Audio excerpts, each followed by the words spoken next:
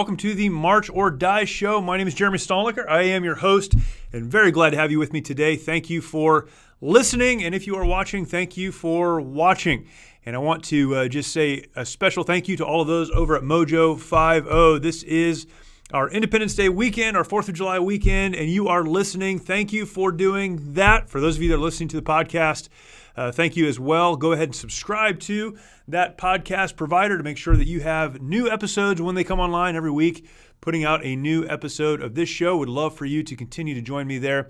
And then if you get a chance, jump over to YouTube. You can find my channel there. Go to YouTube, look up my name, Jeremy Stalnecker, and you'll find my channel. Subscribe, hit the notification bell.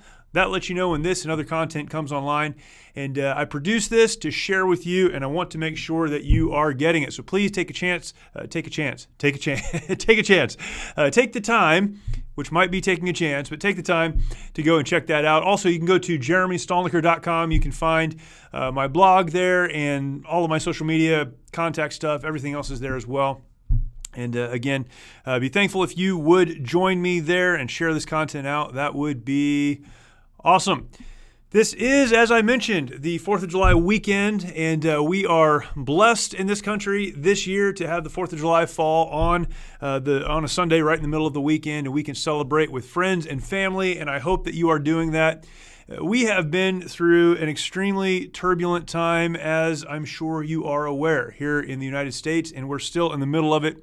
A lot of issues still to be resolved, a lot of things still to be done, and man, it's been a difficult time. But that being said, this is still, in so many ways, the greatest nation on this planet, and so many men and women have given their lives to protect and preserve the liberty that we do have, and we're thankful for that. So grateful for our country. I can't imagine wanting to live anywhere else, and we know there are a lot of people around the world who are doing their very best to get into our country. We have something special here, and we're going to talk about this a little bit today. The title of today's podcast, if you will, or today's show, if you will, is Why Does America Matter? Why does America matter? That's the content I'd like to cover today. This is the show where, on a weekly basis, we talk about techniques and strategies for moving forward when it feels like our world is falling apart. How do we move forward when our world is falling apart? We've talked about so many different issues. We've had guests on that have helped us to break down some of these things. We'll continue to do that as we go forward, of course. Today, a little bit different, but still very, very similar. I think as Americans, we look at the world around us, we look at our country right now, and depending on where you live in this country, you may be looking around and saying something like this: my country is falling apart. It's falling apart around me. Things are not what they once were.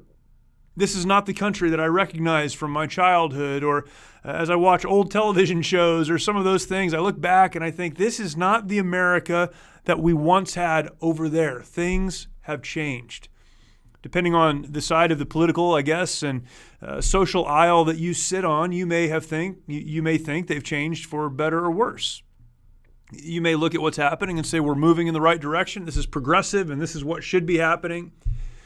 But I think for people that are honest about what's going on in our country, we would have to conclude that at the very least, our foundations are being uprooted. They're being attacked. I won't say yet destroyed, although the attempt is being made. Who we once were, how we were established, all of it is being called into question. And there are many people right now, people often with big platforms, who will say something like, we don't need America anymore. We don't need the ideals that America was founded upon. We don't need to understand the history of America. None of it is important. In fact, if anything, it has been detrimental. That the history of the United States is one of oppression and slavery. That the history of the United States is one of colonizing. That the history of the United States is something we should run away from and not understand or embrace. I obviously don't believe this. I would imagine that most of you who are listening to this or watching this don't believe that either. But we have to come back to this question. With everything that's going on in the world, with all of the changes that are taking place around us, with everything that's happening right now, why does America matter? I want to make a statement right up front, and I'll conclude with this statement when we're all done. We have to know where we have come from and how we got where we are right now in order to find the will or the motivation to fight when life gets hard.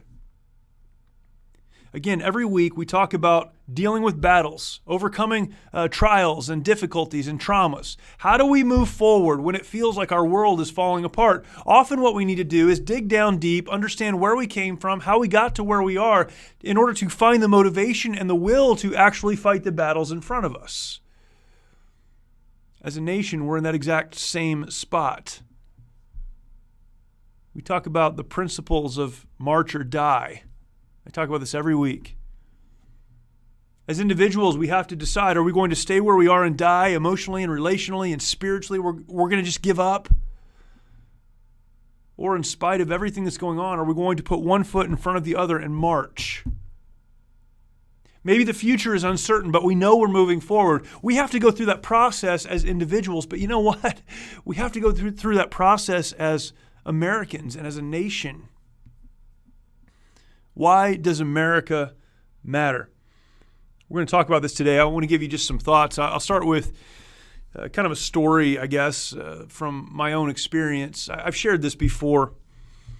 I served in the United States Marine Corps, and in 2003, I was a part of the 1st Battalion, 5th Marines, 5th Marine Regiment. That was a part of the 1st Marine Division. And if you're familiar with that period of time, you know that the 1st Marine Division deployed to Kuwait and then eventually moved into Iraq in what would become known as Operation Iraqi Freedom. 1st Marine Division was there approaching Iraq on 2 axes of attack, and then also the 3rd Infantry Division of the Army was there. And on March 19th of 2003, we moved into the country, securing the southern objectives on the border and moving north. We eventually made our way to Baghdad, and on April 10th, my battalion, the battalion I was a part of, secured our objective in the heart of Baghdad in a very difficult, very hard-fought battle. I've talked about that before. Perhaps I'll come back to that again.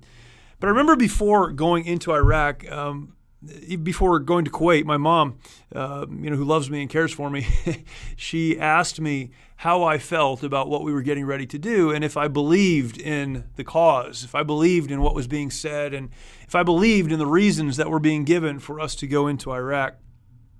Again, you'll remember that at the time, we were talking about weapons of mass destruction, and we were talking about Saddam Hussein's evil regime and all of the things that were connected to that. She asked me if I believed in the reason, and I told her very cavalierly, in a cavalier manner, it doesn't matter.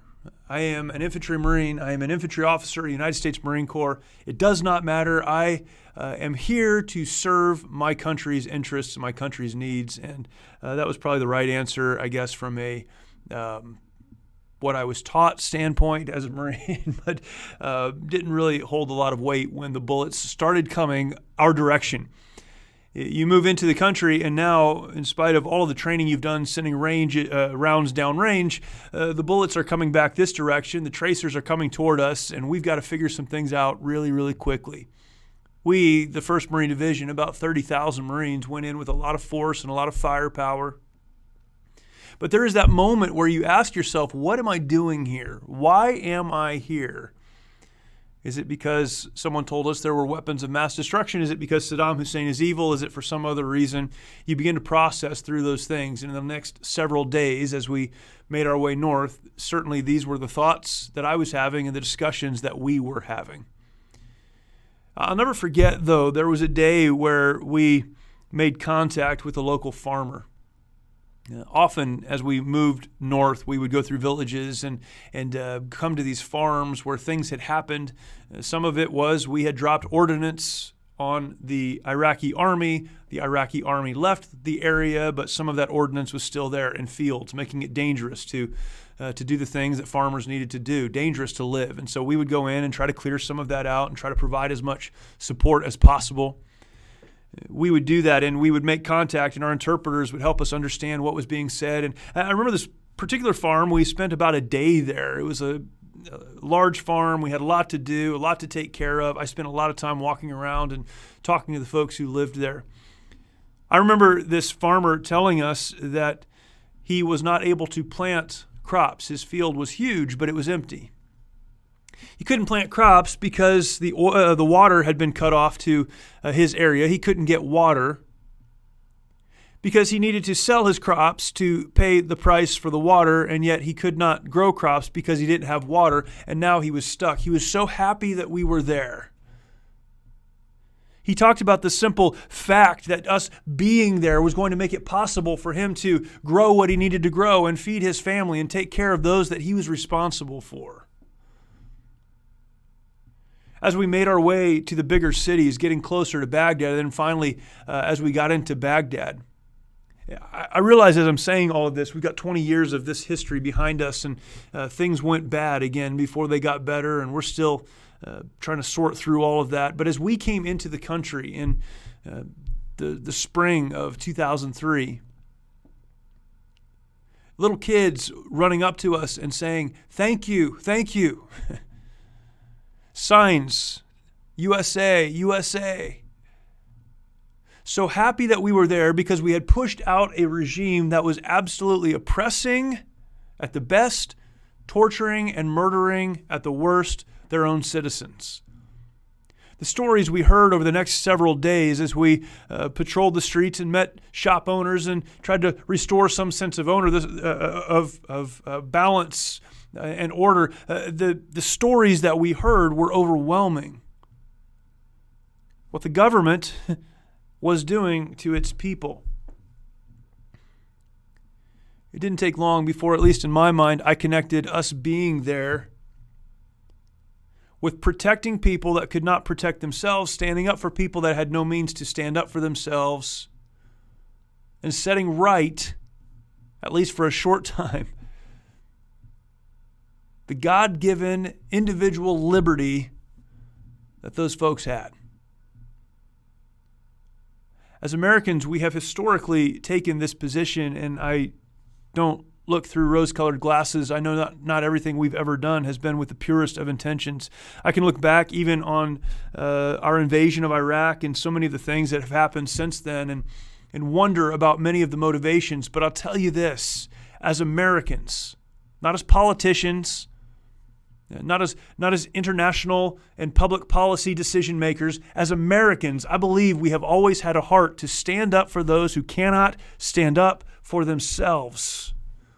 The world needs America. When we ask the question, why does America matter, we have to go back to our founding documents. July 4th, 1776.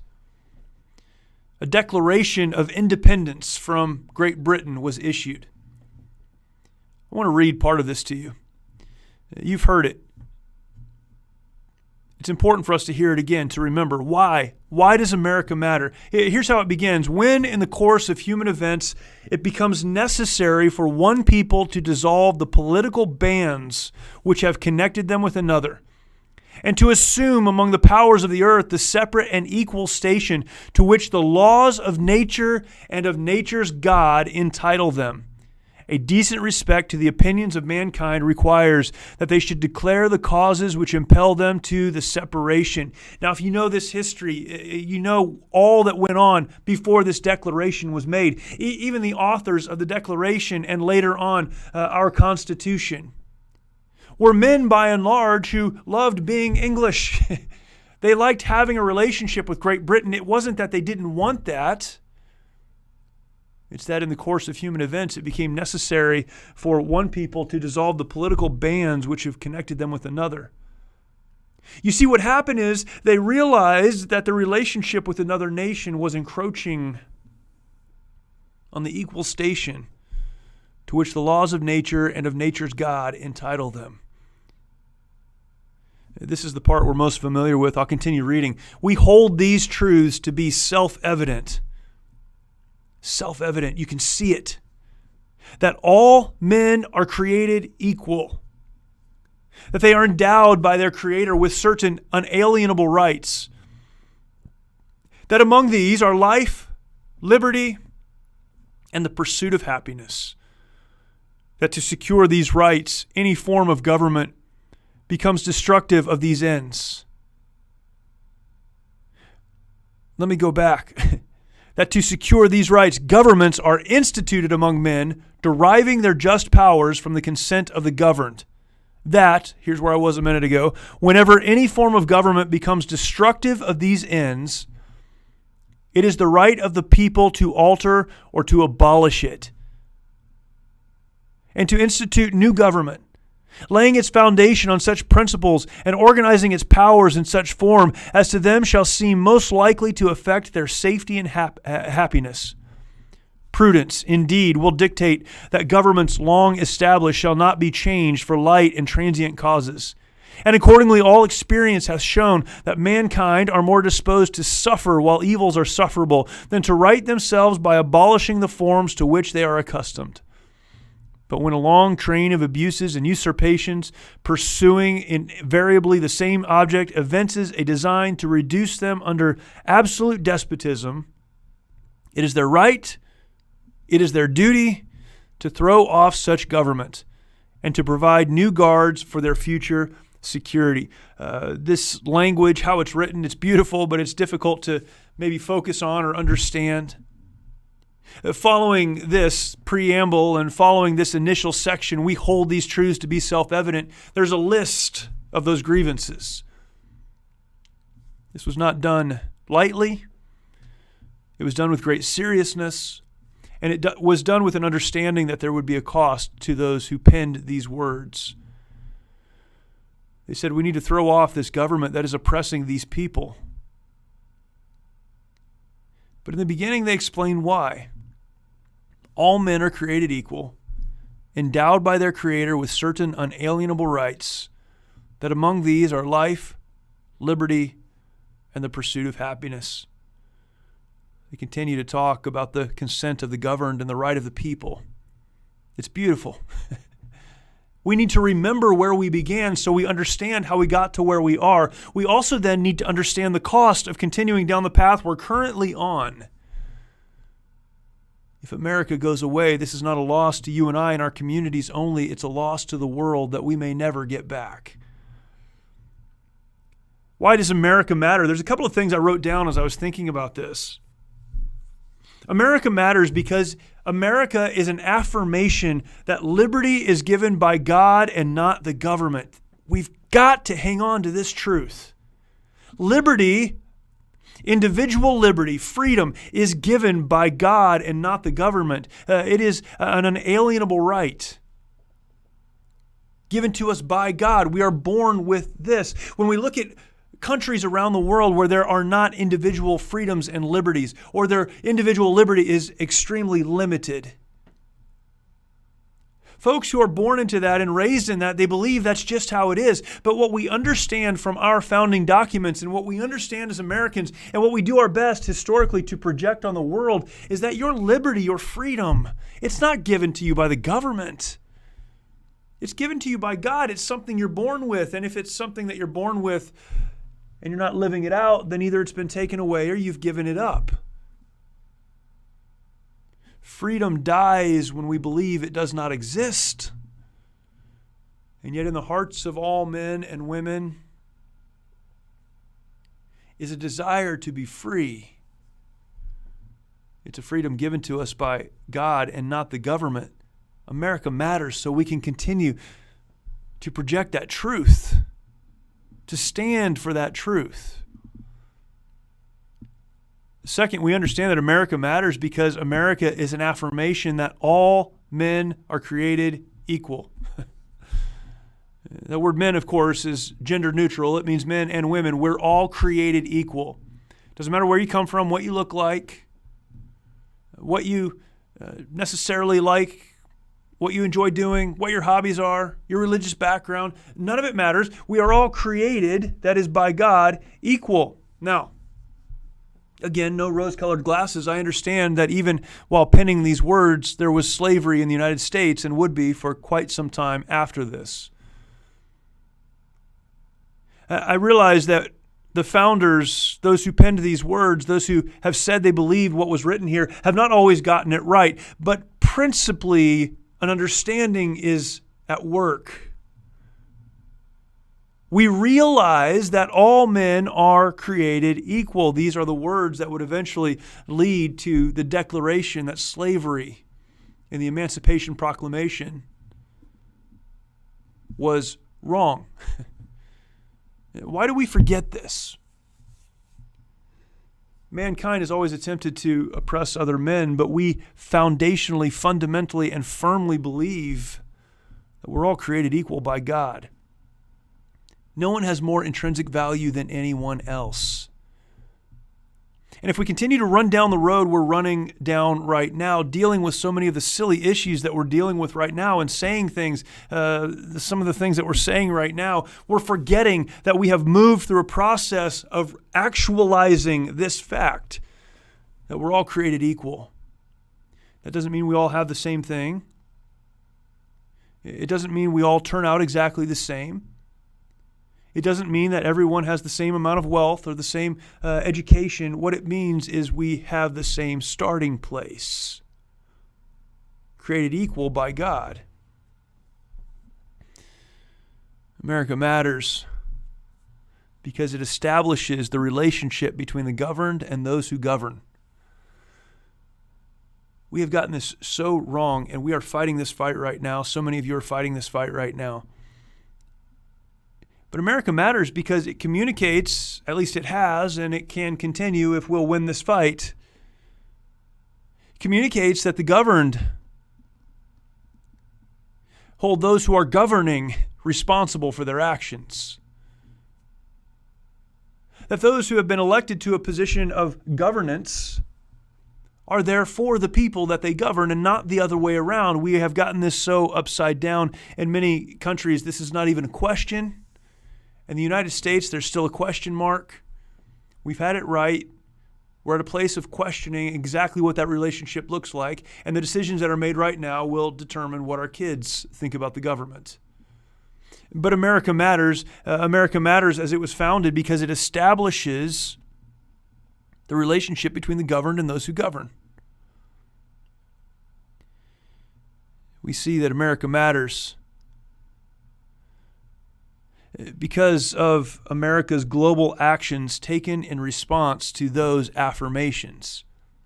It's true in an individual's life, just as it's true in the life of a nation, that belief always leads to action. If we believe that liberty is given by God and that all men are created equal and that the governed don't serve those who govern, but the other way around, then there will be global actions taken, and there have been. We, as a nation, have fought slavery and injustice around the world and continue to do so. We provide aid to those who are oppressed and in need in numbers, amounts that no one else in the world does.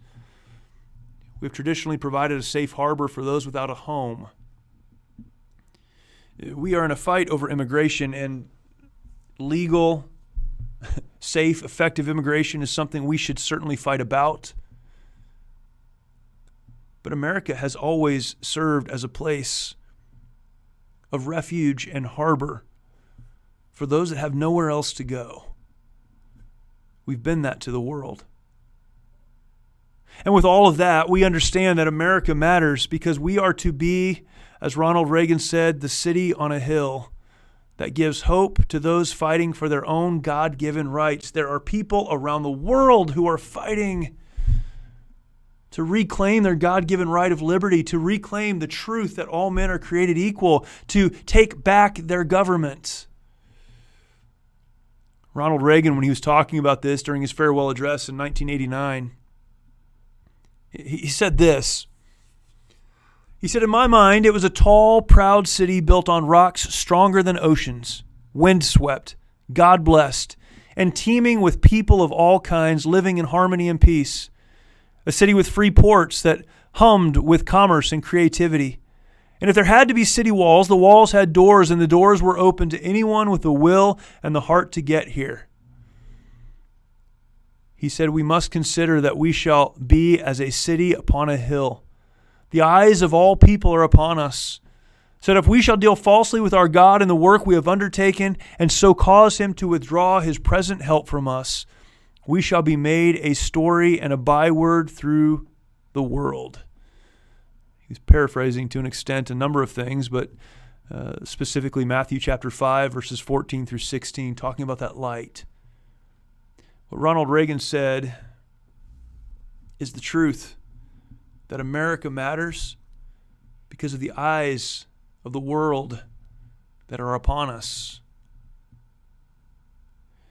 If we lose an understanding of who we are, created by God, equal one to another, with opportunities within our borders and without, to serve each other and to serve others.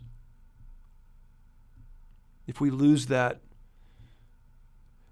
then we cease to be that city on a hill. We cease to be the light. We cease to provide hope to those for whom the seed of liberty is blossoming in their hearts. America matters.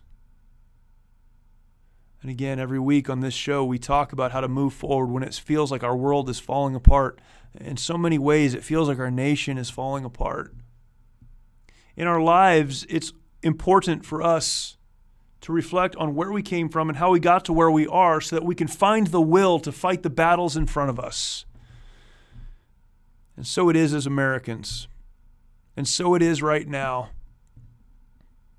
As we celebrate our independence, we do so knowing there are forces at work that seek to take that independence from us, that say things like America is not important. In fact, America has been harmful, never doing any good. And yet we know that America matters. We need to remember where we came from. Understand how many people were involved in paying the price for the liberties and the freedoms that we have enjoyed. Understanding where we came from, know how we got to where we are. And knowing those things, digging deep and finding the will to fight the battles in front of us. Because this nation matters. I hope you all have a great holiday weekend celebrating our independence. And don't ever forget, we live in the greatest nation on earth. It has been handed to us through the blood of so many who have gone before us.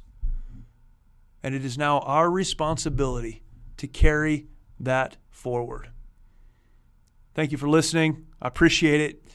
Again, I hope you have a great weekend. And don't ever forget that when the bullets are flying, you only have two choices. Will you march or will you die? You have the power to decide. Thanks, guys. We'll talk to you next week.